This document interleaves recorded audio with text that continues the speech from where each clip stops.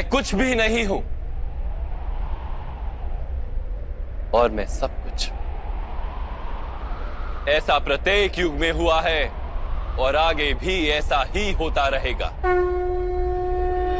जब तुम आत्मज्ञान प्राप्त करोगे पार्थ, स्वयं को मुझसे जुड़ा ही पाओगे।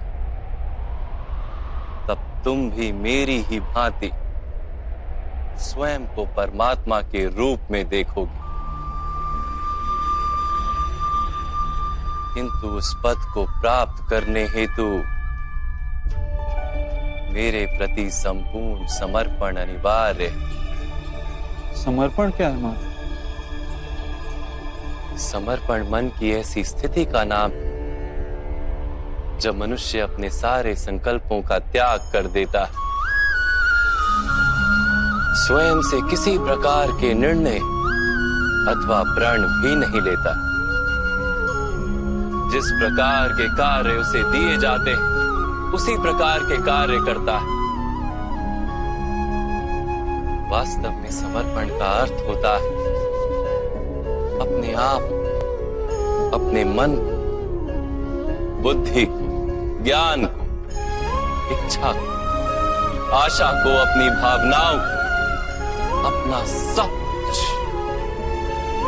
किसी को अर्पण कर देना। पत्नी का समर्पण पति की ओर,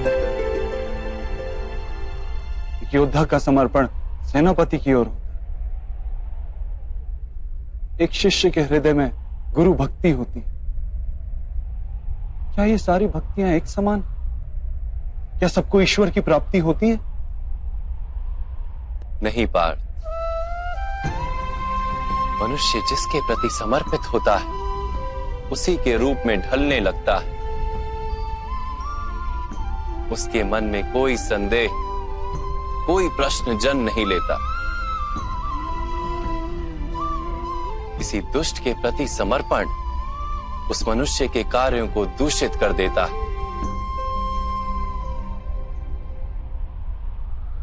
अंगराज कर्ण ने धर्म को जानते हुए भी द्यूत सभा में पांचाली को अपशब्द कहे थे। उसका कारण था अंगराज का भ्राता दुर्योधन के प्रति समर्पण। इस युद्ध में उन्हें जो दंड मिलेगा वो किसी जन्म या जाति के लिए नहीं, अथवा एक दुष्ट के प्रति समर्पण के लिए उन्हें दंड मिलेगा। इसलिए हे धनंजय, समर्पण उत्तम के प्रति होना आवश्यक है। उसी से मनुष्य उत्तम बनता है। लोहे की माला से अपराधी बांधा जाता है, पीतल की माला से मंदिर के दीपक को बांधा जाता है और सोने की माला को आभूषण बनाकर गले में धारण किया जाता है।